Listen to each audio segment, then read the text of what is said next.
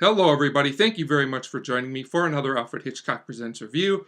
Today I will be talking about Season 3, Episode 36, The Safe Place, starring Robert H. Harris as George C. Piper and Joanne Linville as Miss Millie Manners. And this is a good, solid episode overall. The pacing is pretty good, and it's a good, solid plot. It's pretty well written for the most part. There's also a very good lead performance by Robert H. Harris, and the twist at the end is pretty good, if not one of the all-time great Alfred Hitchcock Presents twists. It's solid enough and fits in well with the themes of the episode. There are a few things I thought could have been done a little bit better in this episode. I felt like some of the supporting characters, especially the character of Miss Manners, were a little underused, and there's a few plot points here and there you can question, but nothing too bad. So overall, I think The Safe Place is an episode worth watching. So we start at the bank with our main character, George Piper, and his boss. It turns out that George is a bank teller. We are also introduced to a Miss Manners at this point, and it turns out that her and George have a lunch date.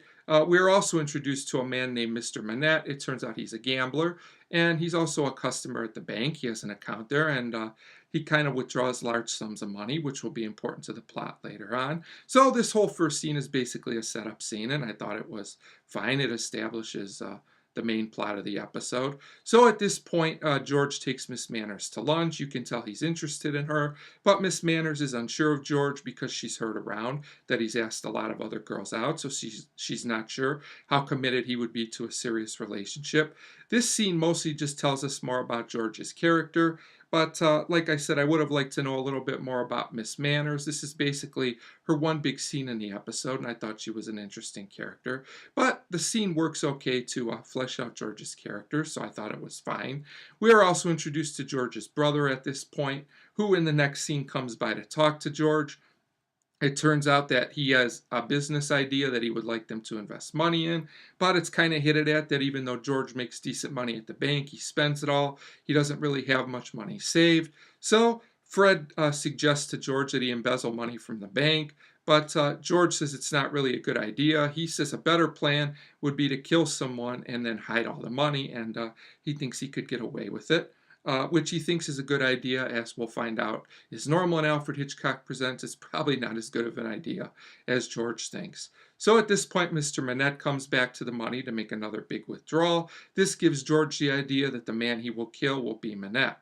So he goes to visit Mr. Manette later that night, and he shoots him, does him in, and takes all the money.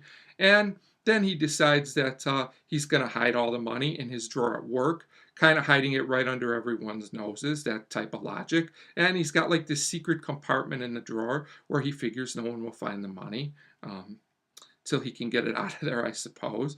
He's also talking to Miss Manners this point about another lunch date. Things seem to be looking up for him. When he's interrupted, it turns out the police are asking questions about Manette's murder. It turns out they found some checks under the bank's name, and since George was the man that made Manette's last withdrawal, of course he's naturally questioned, but there's no strong evidence against George, so he's basically cleared of any wrongdoing.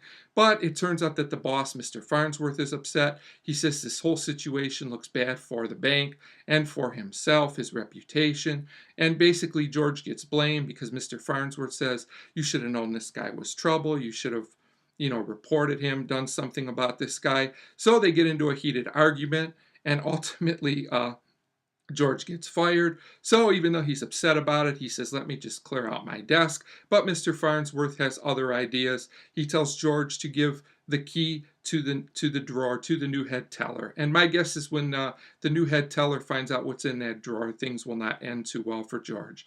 So like I said, a solid twist to a solid episode. There's nothing, shocking or really that great about the final twist, but it's solid and fits the theme of the episode and what I just consider to be a solid episode. Like I said, some of the side characters I thought could have been developed a little better, but Robert H. Harris's performance does carry the episode, and I'm going to give The Safe Place a 3 out of 5, and this is an episode I recommend watching.